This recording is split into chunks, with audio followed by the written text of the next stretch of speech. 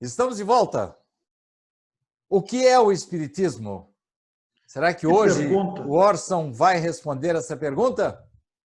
Que pergunta extraordinária, Sidney. Vamos continuar com as nossas considerações para ver se a gente encontra essa resposta tão esperada. O que é o Espiritismo? Orson, o programa passado foi tão importante, com respostas curtas, mas de muito conteúdo que você nos deu. Eu queria alongar um pouquinho mais, falando mais sobre mediunidade, comunicações de espíritos. Orson, tudo que os espíritos falam, a gente pode escrever que é aquilo mesmo, eles, porque morreram, eles já conhecem tudo, Orson? De forma nenhuma.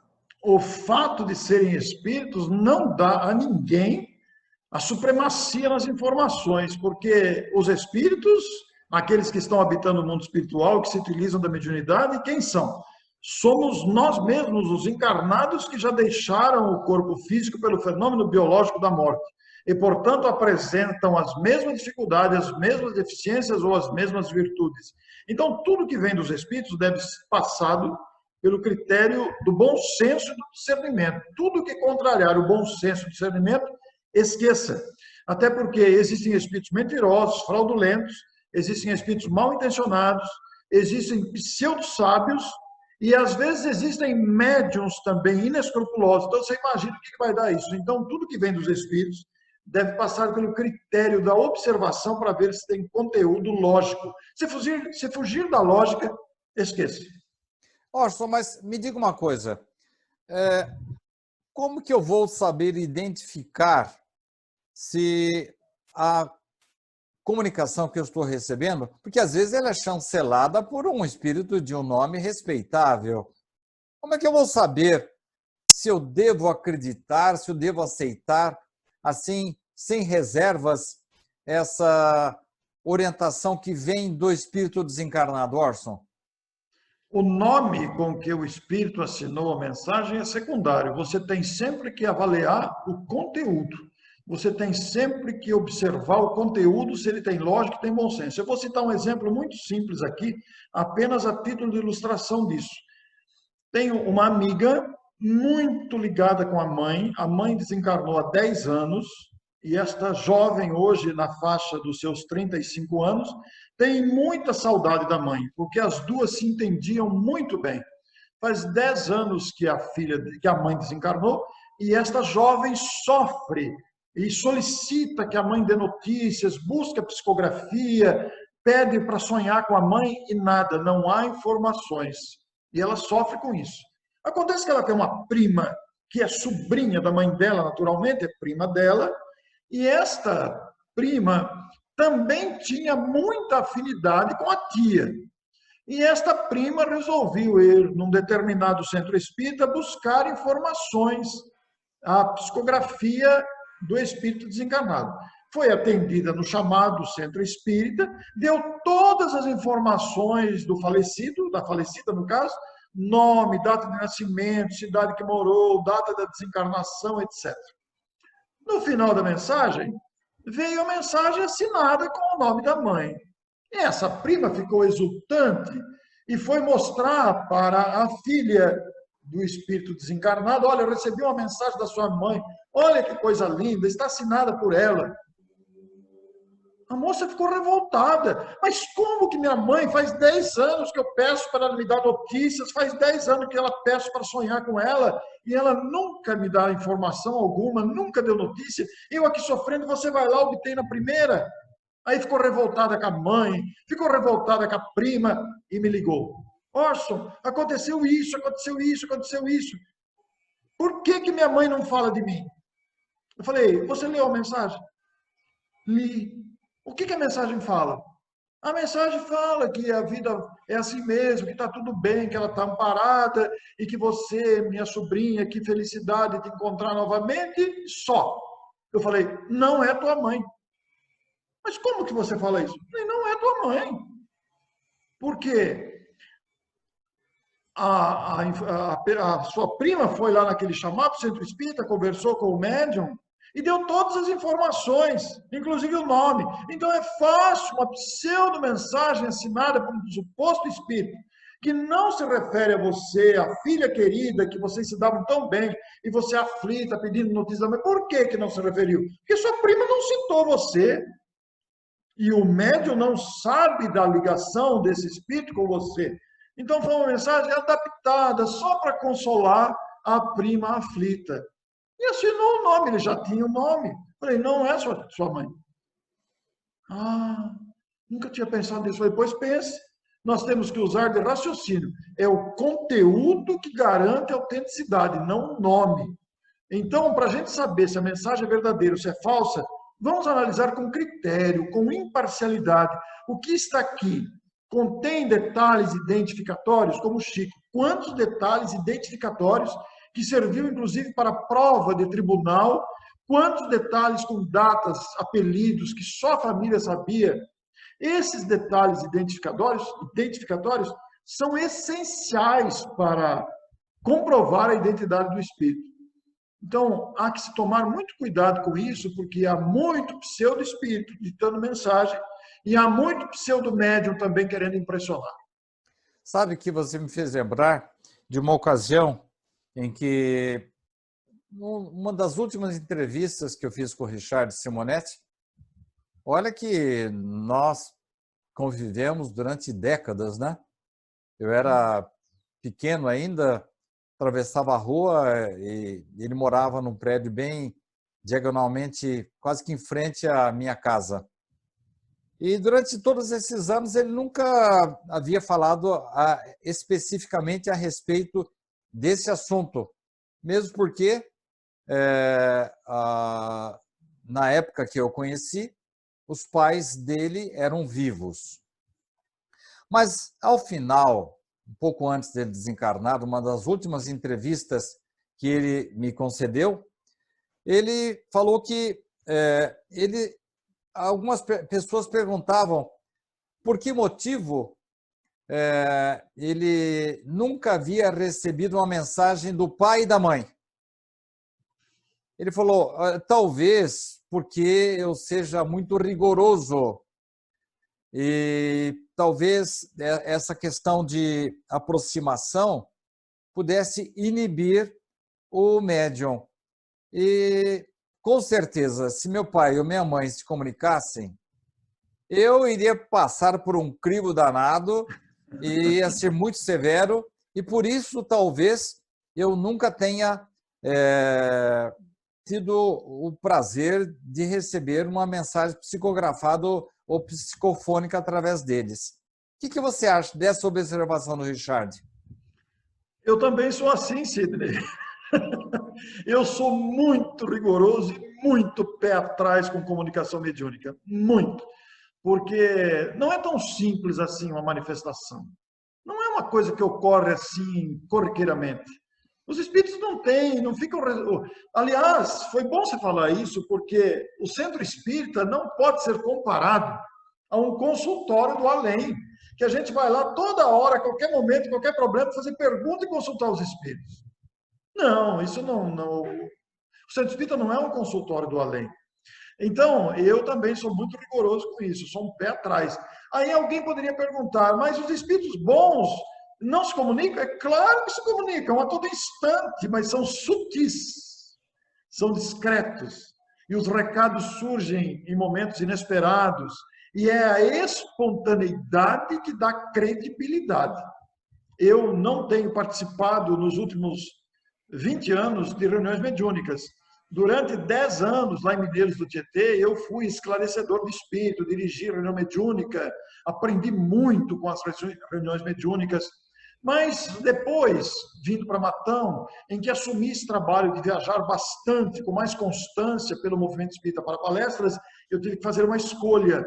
Então, dado o número de viagens, eu não tenho como manter uma regularidade nas reuniões mediúnicas. Então, estou afastado das reuniões mediúnicas, embora sinta falta, goste bastante, mas estou afastado disso. Mas a verdade é essa. Há que se ter cuidado com isso. Porque os espíritos, eles se manifestam sim. Na minha época de direção de reunião mediúnica, Quantas manifestações belíssimas, quantas manifestações espontâneas que dão credibilidade, que dão autenticidade. Eu e meu pai também vivemos essa situação. Nós conversávamos muito sobre espiritismo. Nós combinamos, quem for primeiro dará notícia. E meu pai não deu notícia até hoje, já fazem mais de quase 20 anos. E talvez seja pelo mesmo motivo do Richard, que eu também sou rigoroso com isso, também sou pé atrás com isso. E fico sempre de reserva, porque não é tão simples assim. Comunicação a torto direito, desconfie.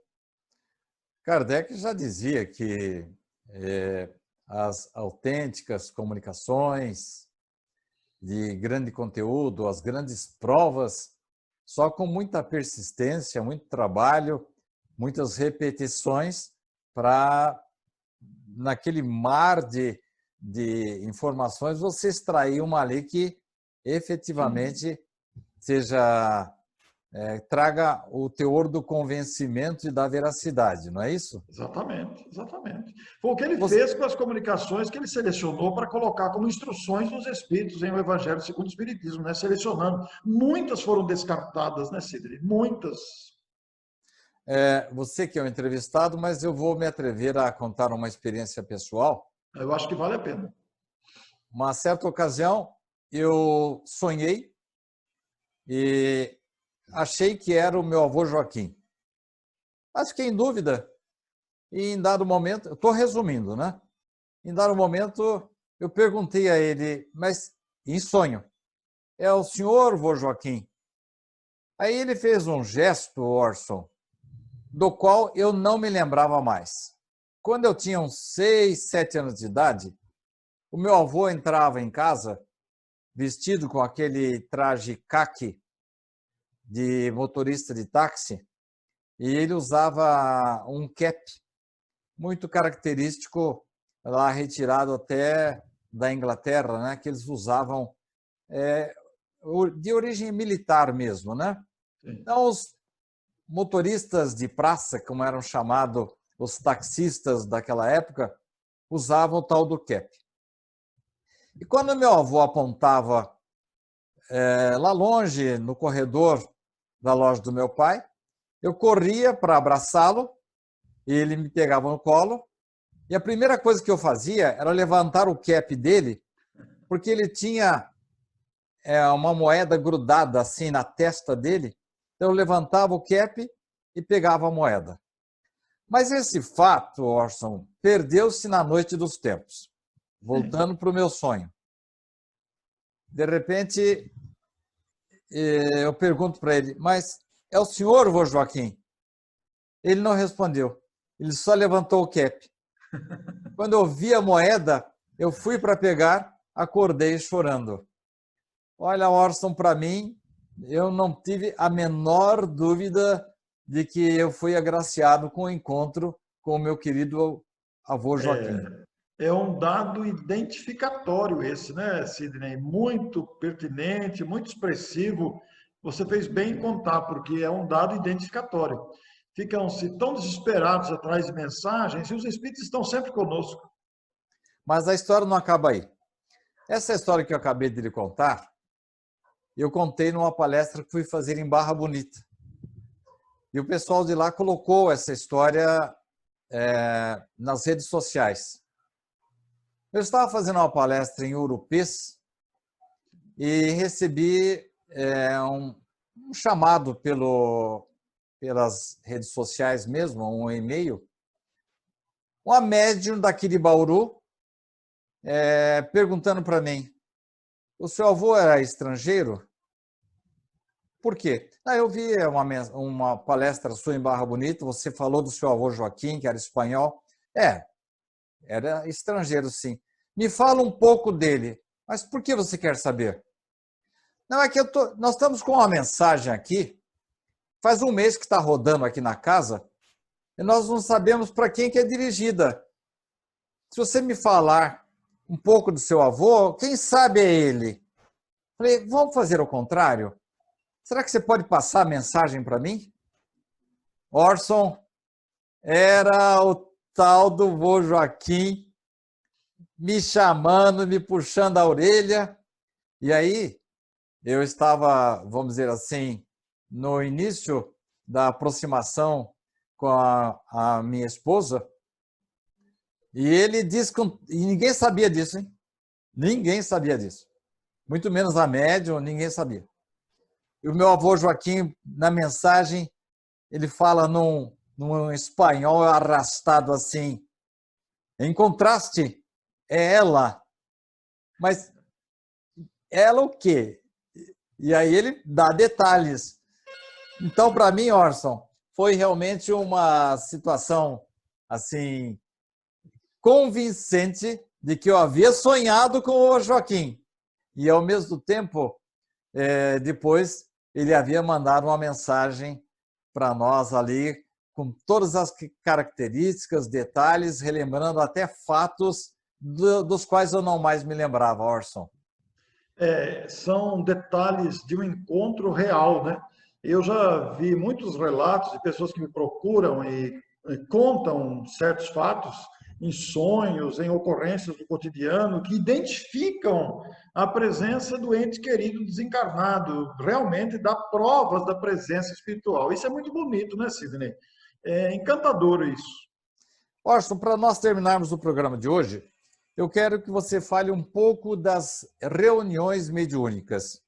Irmãos de outras crenças nos dizem assim, principalmente de uma determinada crença, que nós deveríamos deixar os mortos em paz e que Moisés já proibia a mediunidade. O que você me diz disso, Orson? Será que o exercício mediúnico não deveria ter se restringido ao nascimento da doutrina espírita? Porque até hoje nós nos comunicamos com os espíritos. Qual a utilidade disso, Orson? Moisés proibiu a comunicação dos espíritos em sua época, porque era uma época de ignorância e de exploração da mediunidade com finalidades nada dignas.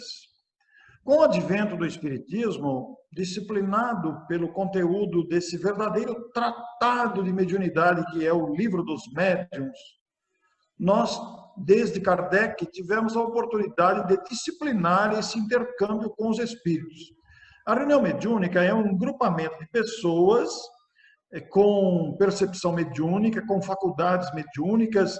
Algumas reuniões são reuniões de exercício mediúnico, outras são reuniões já para médiuns mais adestrados, que se prestam a dar atendimento a espíritos em dificuldades, e outras são as chamadas reuniões de desobsessão, que não deixam de ser reuniões mediúnicas também. Essas reuniões existem onde os espíritos se manifestam. Os seus integrantes são médiuns, são não necessariamente médiuns com exercício mediúnico propriamente dito, existem outros que participam como participantes no sentido de auxiliar vibracionalmente ou registrar as comunicações, mas estas reuniões, elas existem para duas finalidades essenciais: prestar socorro aos espíritos que estão em dificuldade e, ao mesmo tempo, como recurso de aprendizado para os seus integrantes.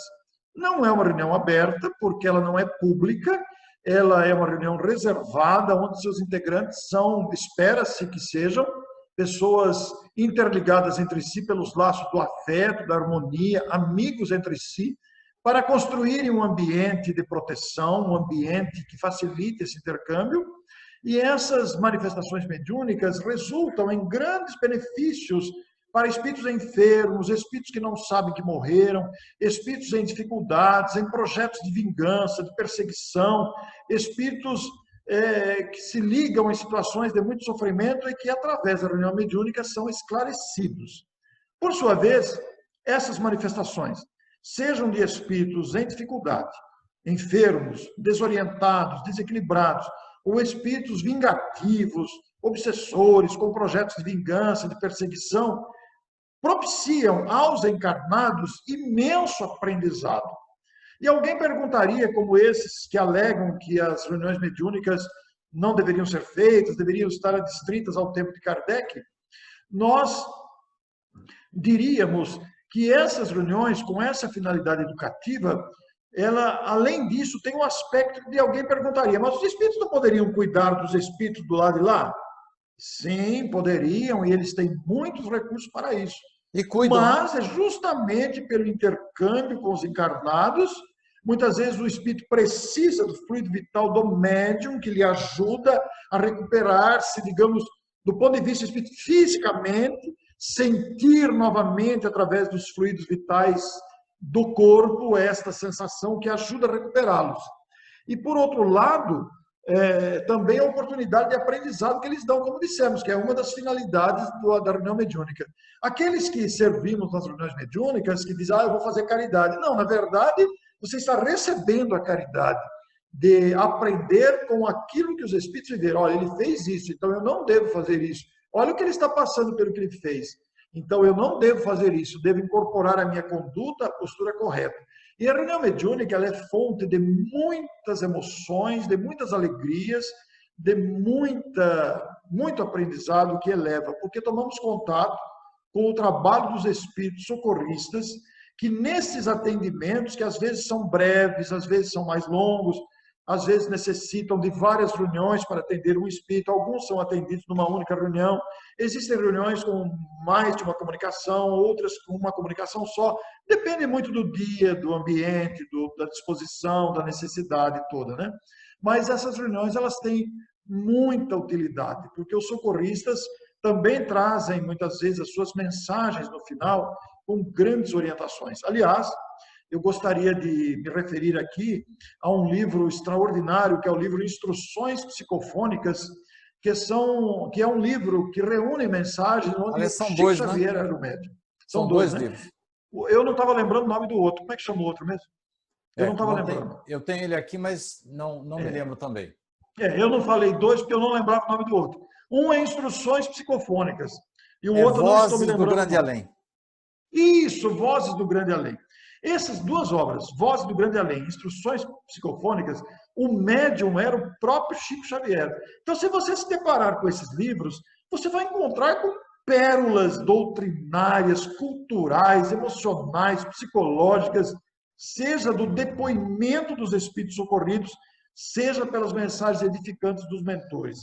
Então, a reunião mediúnica, ela é uma reunião discreta, ela não é aberta ao público, porque nós não devemos expor as chagas alheias ao grande público, e é algo em que os seus participantes vão guardar muita discrição. Nós não vamos sair da reunião mediúnica e falar, você não sabe quem comunicou lá, você não sabe que fulano comunicou. Não.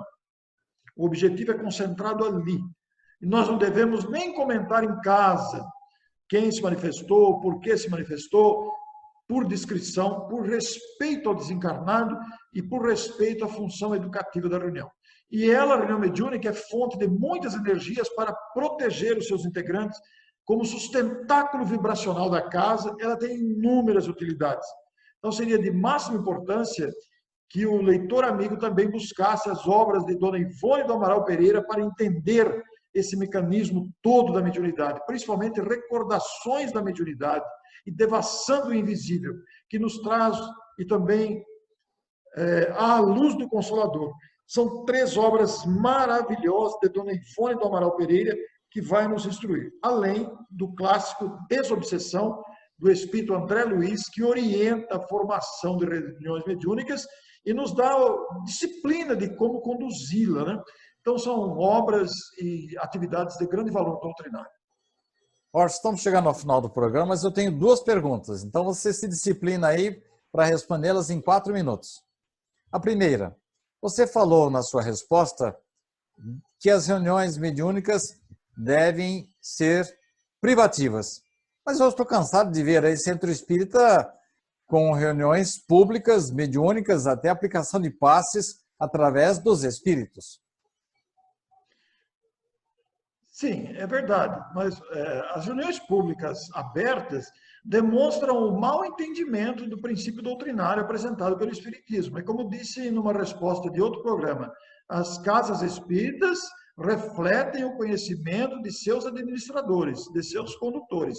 A reunião pública aberta contraria as orientações de Allan Kardec. A reunião mediúnica deve ser reservada. Isso não impede, todavia, que em determinada reunião haja uma manifestação dos espíritos, sem nenhum escândalo, sem nenhum sensacionalismo. com tranquilidade, com harmonia, é possível e todo mundo vai perceber que se trata de uma manifestação de apoio, mas não fazer disso uma prática rotineira. Quanto à aplicação de passe por espíritos, também pode acontecer. Reuniões públicas sem a reserva do ambiente para isso. Não sei se eu respondi essa segunda questão, Sidney, se você deseja ampliá-la.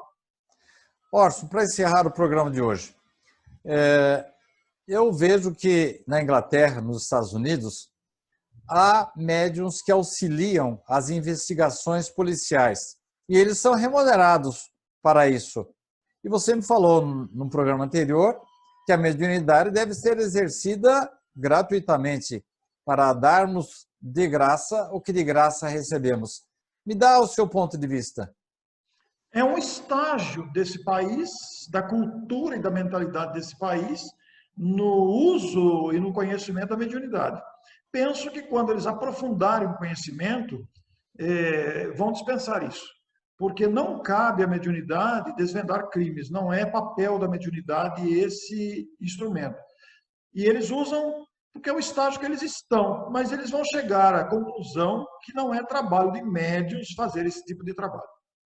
Orson, muito obrigado. Como sempre, brilhante, didático e de grande conteúdo.